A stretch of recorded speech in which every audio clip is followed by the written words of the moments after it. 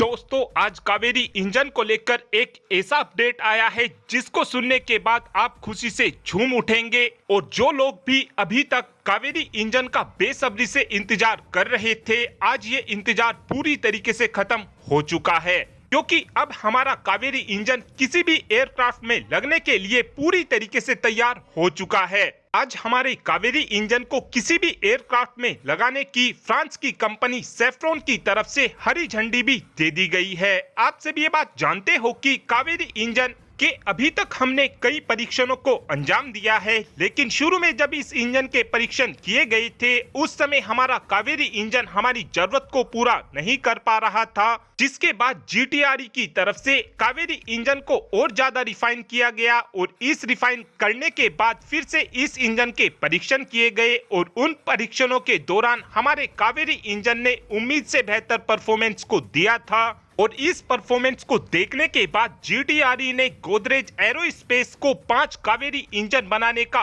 Order दिया था, जिसके बाद गोदरेज एरोस्पेस ने इन 5 ही इंजन को बनाकर तैयार कर लिया था। और इन इंजन के तैयार हो जाने के बाद हमने इन इंजनों को ऑडिट के लिए फ्रांस की कंपनी सेफ्रॉन में भेजा था। और अब सेफ्रॉन ने इन 5 ही इंजन को एयरक्राफ्ट में लगाने की परमिशन भी दे दी है। जिस समय हमने सेफ्रॉन को ये 5 इंजन सौंपे थे उस समय सेफ्रॉन ने हर एक इंजन का अलग अलग नाम रखा था, जिसमें से पहले इंजन का नाम K5 था, दूसरे इंजन का नाम K6 था, तीसरे इंजन का नाम K7 था, चौथे इंजन का नाम K8 था और पांचवें इंजन का नाम K9 था। और इस ऑडिट के दौरान सेफ्रॉन कंपनी द्वारा भी हमारे कावेरी इंजन के कई परीक्षणों को किया गया था और उन सभी परीक्षणों के दौरान हमारे कावेरी इंजन ने उम्मीद से भी बेहतर परफॉर्मेंस को दिया है। और जितने भी पैरामीटर सेफ्रॉन ने हमारे कावेरी इंजन को लेकर रखे थे उन सभी पैरामीटर को हमारे कावेरी इंजन ने 100% एक्यूरेसी के साथ अचीव किया है।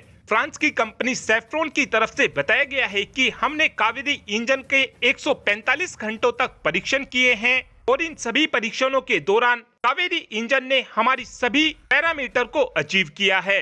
जिन 5 इंजन को हमने सेफ्रॉन में टेस्ट करने के लिए भेजा था ये कावेरी इंजन के ड्राई वर्जन थे। और आप सभी ये बात भी जानते ही होंगे कि कावेरी इंजन के ड्राई वर्जन का इस्तेमाल हम अपने घातक बॉम्बर में करने वाले हैं। और अब इस इंजन के टेस्ट के पूरे हो जाने के बाद हमको ये जल्द से जल्द देखने को मिल सकता है कि भारत जल्द से जल्द अपने घातक बॉम्बर के पहले प्रोटोटाइप को बनाकर तैयार करेगा और उसके बाद घातक बॉम्बर के अंदर कावेरी इंजन को लगाकर घातक बॉम्बर के परीक्षण किए जाएंगे। हमको घातक बॉम्बर के पहले प्रोटोटाइप को बनाने में ज्यादा समय नहीं लगेगा, क्योंकि हम पहले ही घातक बॉम्बर की सभी टेक्नोलॉजी को बनाकर तैयार कर चुके हैं और उन टेक्नोलॉजी के परीक्षण हम स्विफ्ट UCAV में लगाकर भी कर चुके हैं। इससे अब ये बात तो साफ हो चुकी है कि हमारा स्वदेशी कावेरी इंजन बनकर तैयार हो चुका है। कावेरी इंजन के लिए इस समय नए आफ्टर बर्निंग सेक्शन को भी बनाया जा रहा है और उस आफ्टर बर्निंग सेक्शन के बन जाने के बाद हम इस इंजन का इस्तेमाल अपने तेजस फाइटर जेट में भी कर सकेंगे।